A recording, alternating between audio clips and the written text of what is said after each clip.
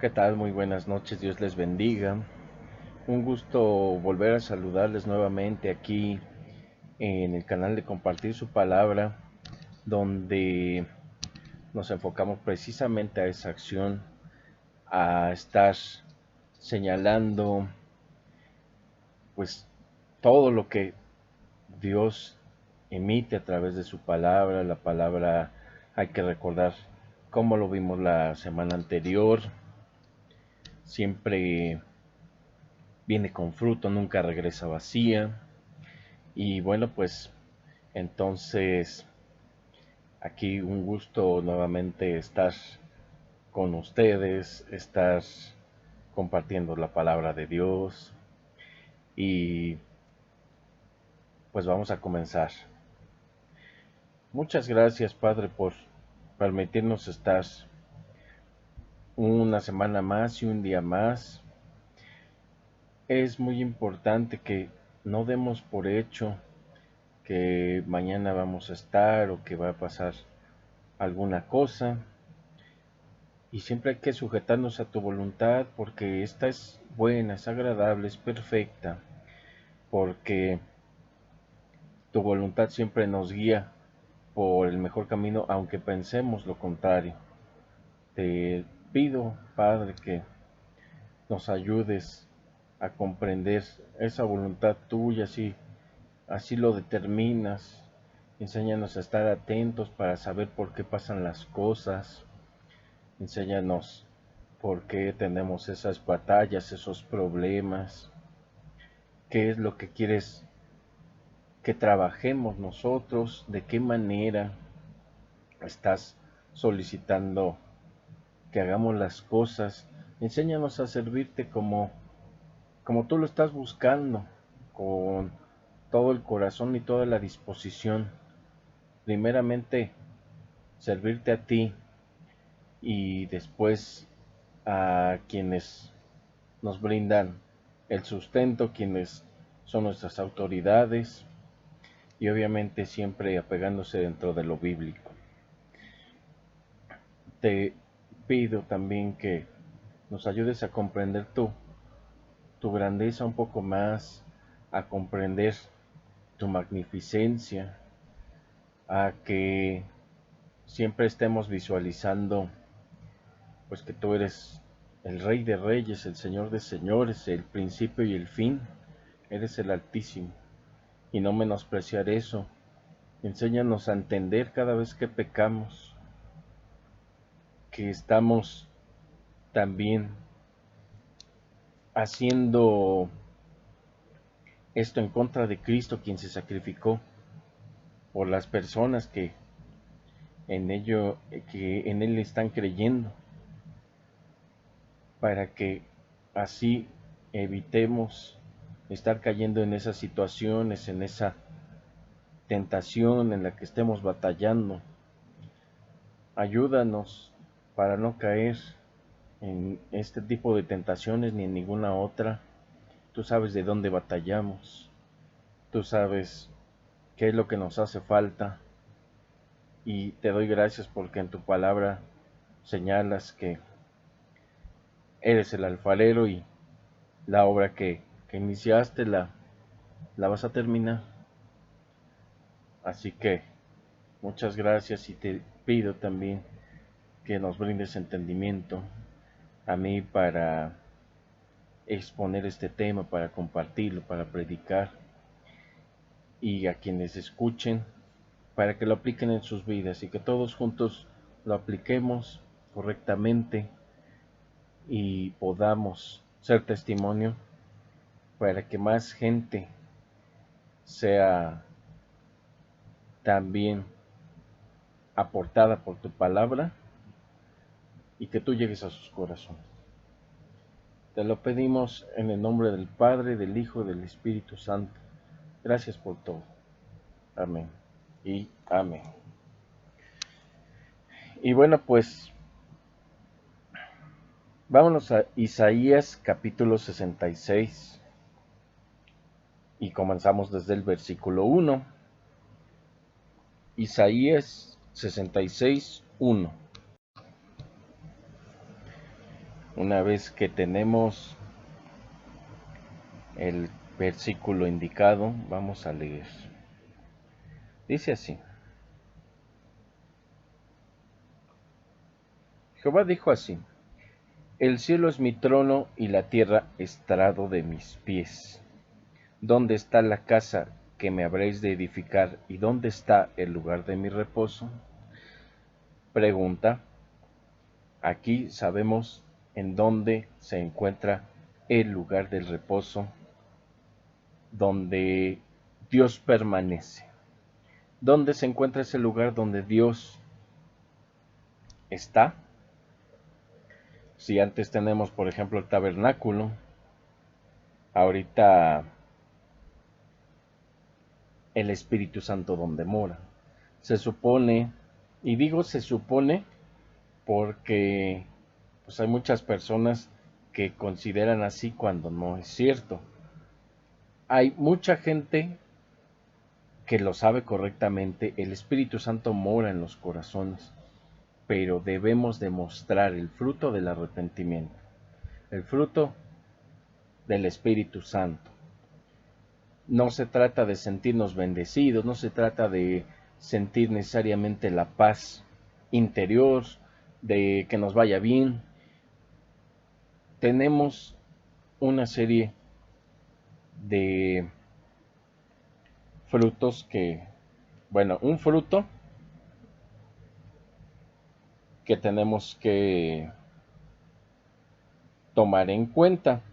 Ya lo hemos visto en ocasiones anteriores, pero ahorita permítame y lo voy a retomar. El fruto del Espíritu Santo.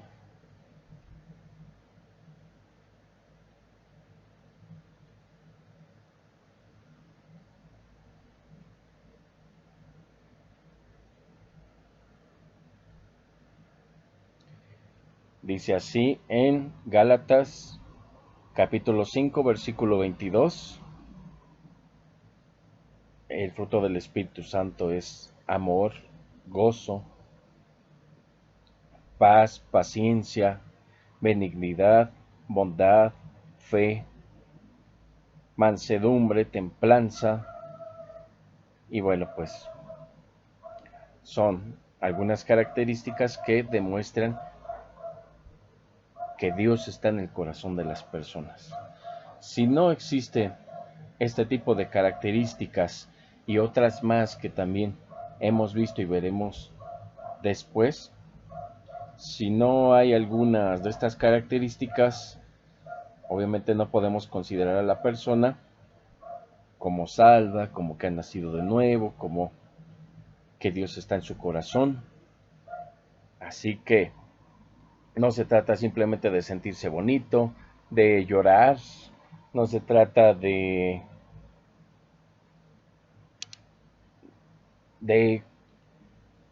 pocas cosas, vaya. El fruto del Espíritu es todavía aún más. Y entonces está preguntando aquí Dios que dónde está la casa que se le habrá de edificar. Hay que recordar que el templo de Dios es el cuerpo, donde mora el Espíritu Santo, y las personas son selladas con el Espíritu Santo en el interior. Eso es muy bonito porque quienes han nacido de nuevo podremos en varios momentos de la vida experimentar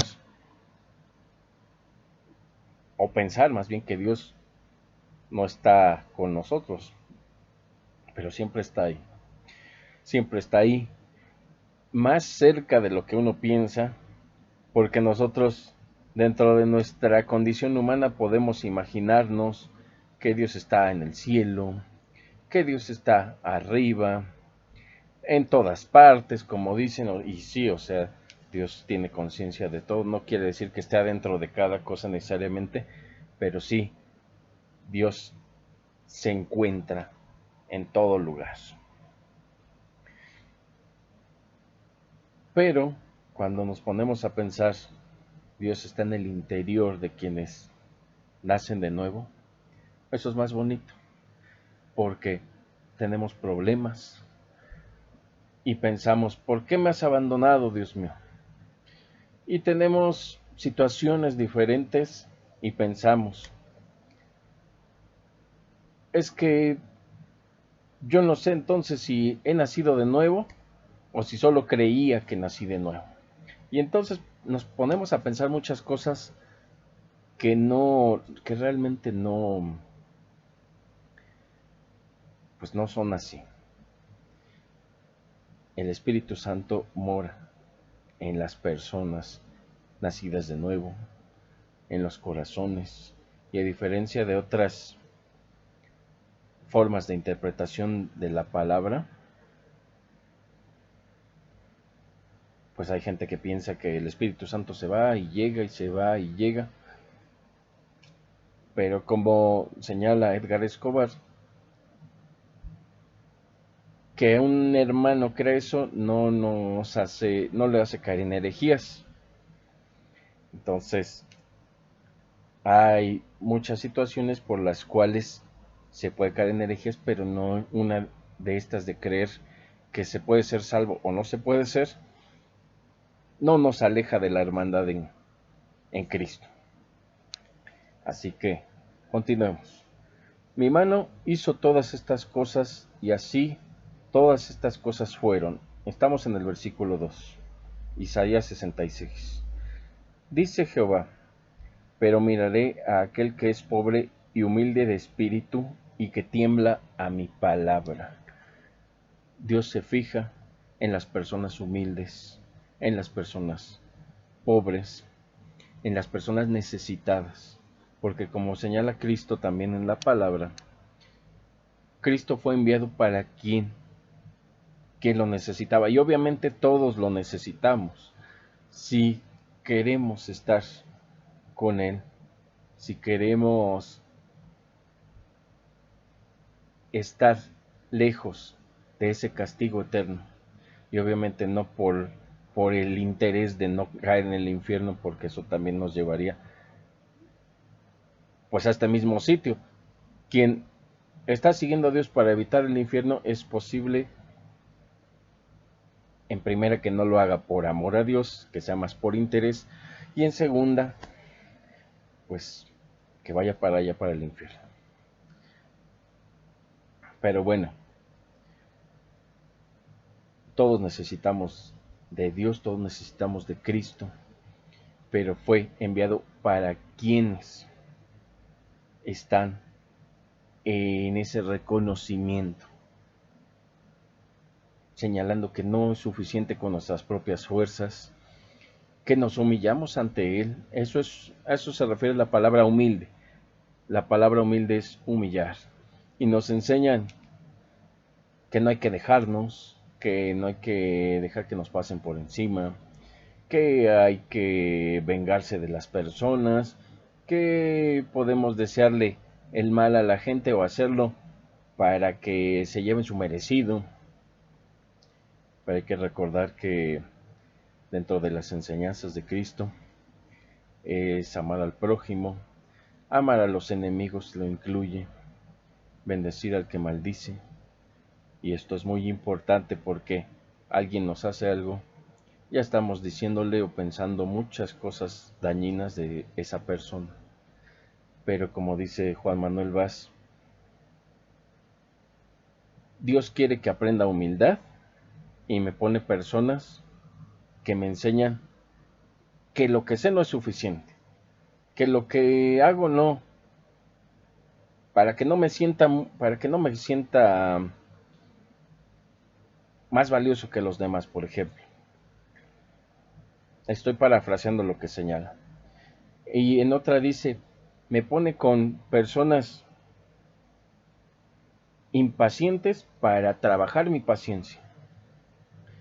Dios me puso con personas de carácter fuerte para que yo ya no estuviera de soberbia. Y hay una que me gustó mucho, que dice que Dios le puso con personas traicioneras, con personas crueles, para que le enseñen a amar al prójimo, para que le enseñen a amar a los enemigos. Si tú eres hijo de Dios, si tú has nacido de nuevo y Dios te coloca con personas muy malas, tienes que aprender algo. Te está colocando ahí no para hacerte algo malo, porque Dios es solo Él es bueno, en sus juicios es bueno, en el cielo es bueno, en el infierno es bueno, en todo lugar es bueno. No te está colocando para hacerte la maldad, te está colocando para algo bueno. Pero muchas veces pensamos que, pues incluso como decía, que Dios nos abandonó o incluso que se duda de la existencia de Dios cuando tenemos muchísimos milagros y pruebas que podemos emplear para saber que allí está. Así que si te colocan con personas malas, es para que aprendas a amar a tus enemigos, para que aprendas la paciencia, para que aprendas a no sentirte más que los demás y etcétera. Si te coloca alguna prueba, tienes que entender para qué lo está haciendo. Y hay veces que las pruebas pueden ser graciosas. Si te pone una prueba que te tropezaste en la calle y se burlan de ti, pues tienes que entender que es para que no, pues para que aprendas a ya no enojarte, porque luego se ríen las personas y uno se acaba enojando cuando tiene este tipo de accidentes, por ejemplo. Pero si nos vamos a algo más fuerte, si Dios le coloca un cáncer a una persona, ¿qué tenemos que aprender ahí? Necesitamos ver por qué Dios hace las cosas. Como el caso de Christine de Clario. Tenemos que ella le exigía a Dios las cosas, que no iba a aceptar un no por respuesta, y entonces a este cantante que tenía cáncer a quien le estaban orando, pues acabó muriendo, señalando que Dios hace lo que quiere, que no estamos para nada facultados, no tenemos ningún derecho de exigirle a Dios y de decirle qué hacer, porque Él sabe qué hacer. Y nosotros ni sabemos qué hacer, es más. Vamos a continuar.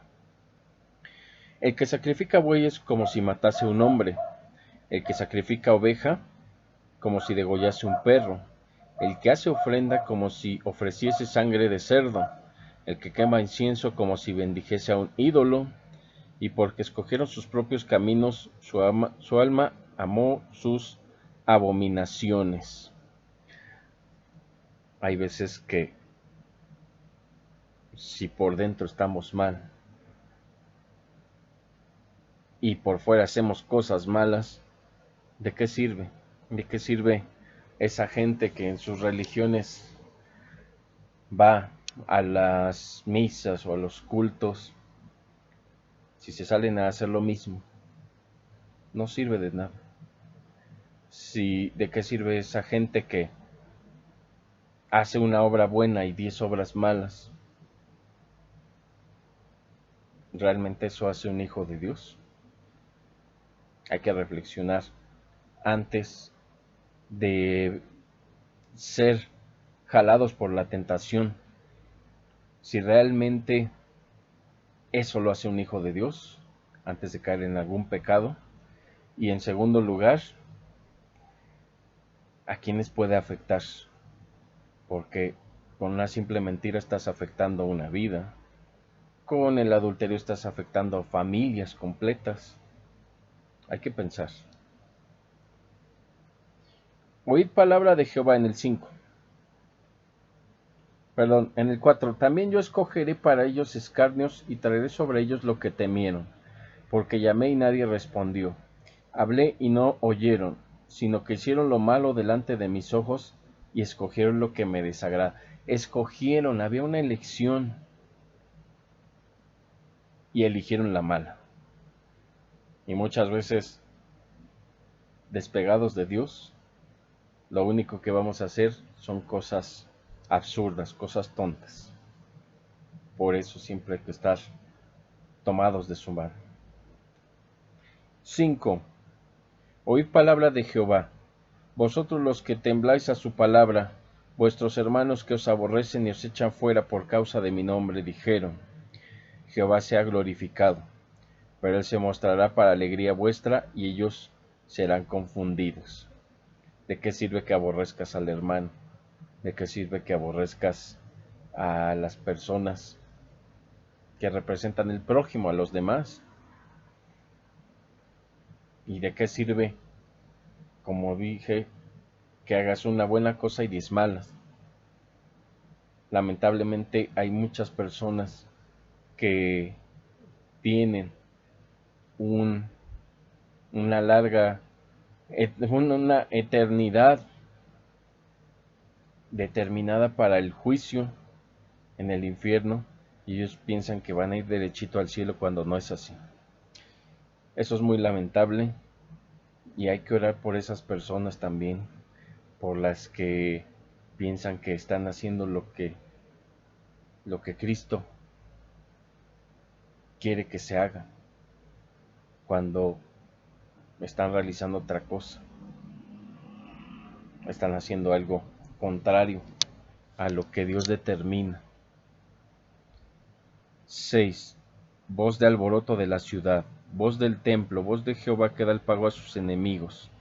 Antes que estuviese de parto dio a luz, antes que le viniesen dolores dio a luz hijo. ¿Quién oyó cosa semejante? ¿Quién vio tal cosa? ¿Concebirá la tierra en un día? ¿Nacerá una nación de una vez? Pues en cuanto Sión estuvo de parto, dio a luz hijos. Yo que hago dar a luz, no haré nacer, dijo Jehová. Yo que hago engendrar, impediré el nacimiento, dice tu Dios. Muchas veces queremos confrontar a Dios por las cosas que estamos viendo, por algo que no nos gusta, que Dios lo ha determinado. Y empezamos a reclamar, y empezamos a enojarnos, y empezamos a pensar cosas horribles de Dios, echándole la culpa de todo lo que sucede cuando posiblemente estemos enfrentando las consecuencias por algún pecado que cometimos.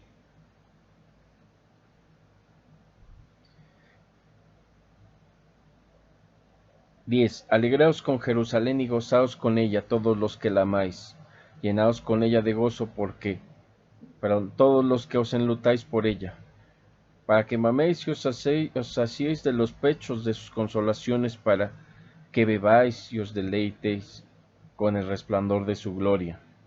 Porque así dice Jehová, he aquí que yo extiendo sobre ella paz como un río, y la gloria de las naciones como torrente se desborda. Y mamaréis y en los brazos seréis traídos, y sobre las rodillas seréis mimados. Como aquel a quien consuela su madre, así os consolaré yo a vosotros, y en Jerusalén tomaréis consuelo. Cuando Dios decida juntar a todo su pueblo, a todas esas personas que han nacido de nuevo, que son muy poquitas en todo el mundo, lamentablemente hay que decirlo, es el remanente fiel, como lo señala en su palabra. Siempre hay personas fieles a Él, pero son muy pocas. Y les va a tratar de la mejor manera, por amor a Él mismo. Porque nosotros, como siempre lo he dicho, no merecemos salvarnos. Si nos preguntan qué hacemos para salvarnos, pues no está en nosotros, está en Dios mismo.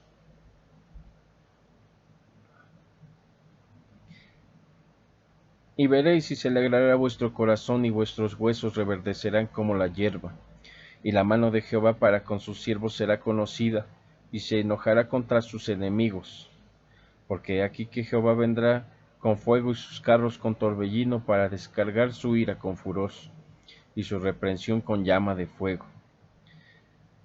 Eso se refiere el juicio contra todas las personas que no quisieron, que no siguieron a Dios. 16. Porque Jehová juzgará con fuego y con su espada a todo hombre, y los muertos de Jehová serán multiplicados. Hay que recordar entonces que cuando se dice fuego se refiere al juicio, no se refiere a necesariamente fuego real, está refiriendo al juicio.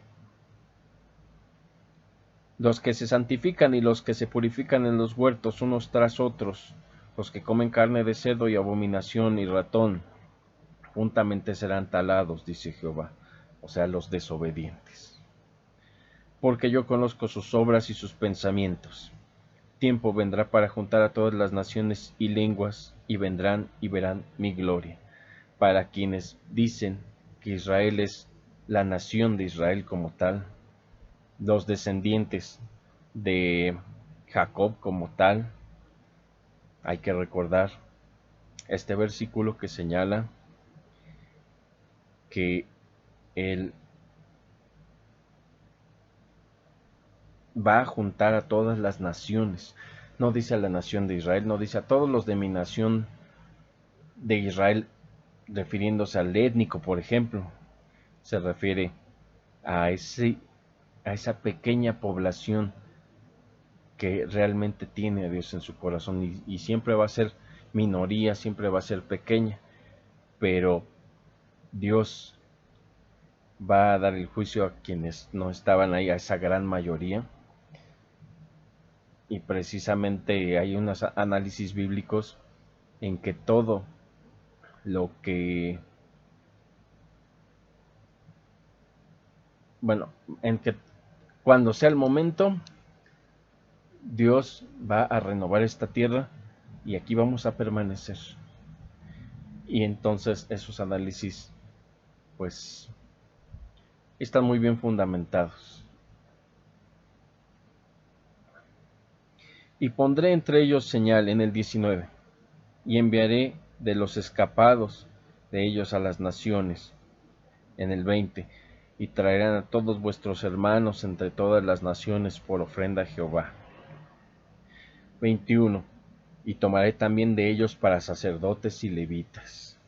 Ya no va a ser cuestión de la tribu de Leví solamente, ya va a ser en sentido obviamente simbólico una cuestión, y obviamente aquí lo está diciendo de nuevo, no solo es una parte sanguínea, no es el Israel étnico necesariamente, sino algo más espiritual, esa nación, Israel espiritual vamos a llamarle para este caso. 22. Porque como los cielos nuevos y la nueva tierra que yo hago, aquí es lo que estaba comentando, la nueva tierra, permanecerán delante de mí, dice Jehová, así permanecerá vuestra descendencia y vuestro nombre. Y de mes en mes y de día de reposo en día de reposo vendrán todos a adorar delante de mí, dijo Jehová.